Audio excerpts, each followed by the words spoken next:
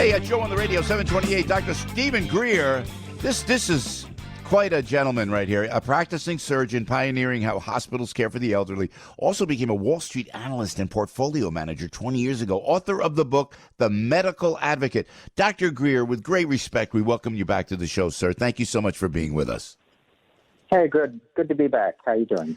Well, we're doing great, man. I got to tell you something, Doctor. You got everything you talked about when you were kind enough to join us last week.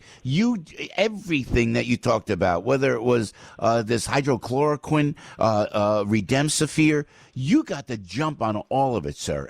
And we were days, so thank you for that. And now we see possible possibly folks being able to get these drugs tomorrow. And you said it originally. This looks like am I being too hopeful is the question that I want to ask regarding these drugs, sir. Yeah, no, that's correct. That's what in Wall Street you always have to look ahead to the future because you can't make money after the news comes out. So I'm always trying to be a future reader, and that's what hundreds of analysts like that were looking forward to these events. But it wasn't in the media at all. They wanted to scare you and like, oh my God. But so there are therapies out there. They are working. And President Trump last week had his FDA rush them out. So right now, if you had the illness, you could get on compassionate use the Gilead drug Remdesivir, even though it's not even FDA approved yet. So I haven't called around, but apparently that's going to be available to people, and as well as the malaria drugs. And then you combine that with Azithromax, an antibiotic. So those two combinations help prevent the lung damage progressing to pneumonia. So there's drug therapies out there now, and there'll be even more over the next few weeks. Oh, yeah, Dr. Greer, what was the other drug? We got to write that down. You just mentioned another drug that I have not heard about. Well, that's the antibiotic. It's often called Z-Pak by brand name. Z-Pak. Yeah, Z-Pak's great. I got to tell you. I mean, if you have anything in your chest or anything, it's great. There's hydrochloroquine, Remdesivir, and, of course, with the Z-Pak. And then what was the other? Did you mention another drug? Or those are the three. Those are the three I mentioned, so far. And I think there's other trials coming out. Other drugs promising, so I wouldn't be surprised to see a whole new drug. So there's going to be multiple drugs to treat this. That more than ventilators is what they really need to prioritize. Wow. And get out there. We hear all this ventilator stuff, but ventilators aren't going to save your life. A drug will. So my advice is to really get whoever's making these drugs, say double time, make them more, get them out there. I don't know if they're available well or not. I haven't called around to see if doctors are having trouble getting them or not. Yeah, is hydrochloroquine, that's been around forever, yes? Yeah. It's an anti-inflammatory. I have no idea why this works on this virus. It doesn't seem intuitive. It's not your classic antiviral, but it somehow reduces inflammation. I don't know how it works. I don't think anybody does, but it seems to be working. And then the antibiotic is see, what really kills you is you damage the lungs, and then it sets them up to be vulnerable for a bacterial infection, not viral. So you end up dying from a bacterial pneumonia. So that's why the antibiotic is helpful. Sure, as opposed to the respirators. This is great, Dr. Stephen Greer. Hey, Dr. Greer, so I'm watching Dr. Fauci, and I know he's on the task force. No, and I'm watching him. I like he's Italian, so I'm thinking, oh, this is great. There's an Italian American, and he's doing great things like that. But he's so clinical. And the word to quote our friend Laura Ingram, she said he's anecdotal. Whereas you're saying, let's try something that's out there. Is he being too cautious? I mean. Yeah. Go ahead, please. On your show last week, I was the first one to point this out, and now it's all over the news. He is clearly antagonistic to Trump, trying to undermine President Trump. And he's just got a big ego. He thinks he's the scientist and he knows better, but he doesn't understand this isn't a science issue. This is a national policy issue. And the way he would speak to a group of scientists behind closed doors is not how you speak to millions of people. And he doesn't understand that. So he goes up there and he hand wrings and naysays and, well, we don't know what we don't know, and it could be this and it could be that. That's not what we want to hear. We want to hear facts, and we want to hear something optimistic. And I say again that he has absolutely been the initial event for a domino effect that has led to an unprecedented overreaction that's going to shut down the global economy.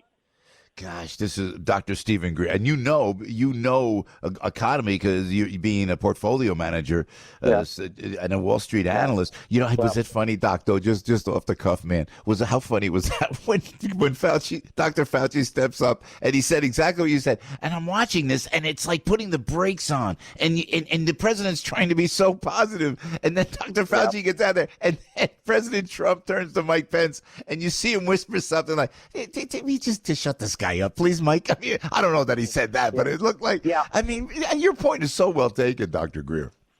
I tell you, I wish I were on that advisory panel because, first of all, Pence is doing a terrible job. Okay, Pence should not allow this mess on these daily pressings. He should have Fauci under control.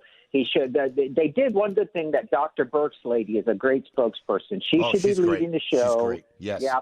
And they're not controlling Fauci, which I blame Pence for. Interesting. Yeah. And not to criticize the guy, but your point is so well taken. Here we had you on our program last week, boom, and you're telling us now what might work. That's all we want to hear. And now the fact that you said this, and I want this to resonate on the air, is that you said it's not the ventilator problem, it's a drug problem. Let's try the drugs first. You won't need the ventilators. Well, let me just clarify. We do people come in and are sick. This disease is. I'm going to make some comparisons statistically to flu in a second. Okay. But clinically, it is a serious disease that is affecting the lungs more than the flu. I think it's an engineered. I think it came out of a Chinese weapons lab, and they were engineering it. This is not it's a weird disease. Okay, it's hurting the lungs. It's scary. That's why you do need ventilators. But my point is, I, as a doctor, would want the government to be prioritizing a cure, not a ventilator, because once you're on the ventilator, you're sick and you're going to die. I mean, it gets too late. Let's treat the disease. This should be the priority number one. And so the Wall Street guy and so forth. So I did a modeling. I did use the various statistics and best guesswork. And how bad will this get? How many people will die? Well, if at the current death rate of 1.3%, if 40 million people get tested at the current positive test, we're talking about maybe 30,000 deaths, which is what the flu is. This year alone, the regular influenza has killed 23,000 people. So right now, with my fairly worst case statistics, because I think that death rate will come way down, we're talking about 30,000 deaths. Now, we shut down the global economy for what would be a number of deaths that's insignificant compared to other deaths. Hundreds of thousands die from car accidents. 70,000 die from opioid overdoses. Yeah. 200,000 or 300,000 die from cancer. 600,000 die from heart disease. So President Trump just tweeted a few minutes ago, we can't make the cure worse than the disease. So, and he's right. So by this time, in 1 week from now, we're going to see people changing their tune. Are we overreacting? And I don't know. Yeah. Dr. Greer, before we let you go, I know we got a break, guys. We got a break, but let's just quickly, and then we need you to come back, Dr. Greer. You're so helpful. Yeah. I thought that it was so peculiar how this happened, when it happened, and they had that bioweapons lab. And please forgive me if you're listening. I don't mean to be conspiratorial, but this is Dr. Greer. This is a very accomplished practicing surgeon. You think because of the way this disease unfolded and just the whole breakdown infrastructure of this disease, it might have been developed in a bioweapons lab. Well, that's I mean, I am not one of these conspiracy theorists. I've heard so No, many. you're not. But I got it. That's just factual. Is everyone's saying it came from a scientific lab, and then they don't have scientific labs in China for no reason. So whether it was intentionally designed as a weapon or whatever, it came from a lab. And this is not a normal disease. That's why it's uncharacteristic. See, if we had evolved over the years as humans interacting with this, our lungs would be able to defend it better. But this is a shock to the system. We haven't seen this before, so our lungs can't handle it, So it's a very unusual thing that came out of nowhere. Yeah. It came out of a lab. We don't know anything about it. That's why we have all these unknowns. And Dr. that's it.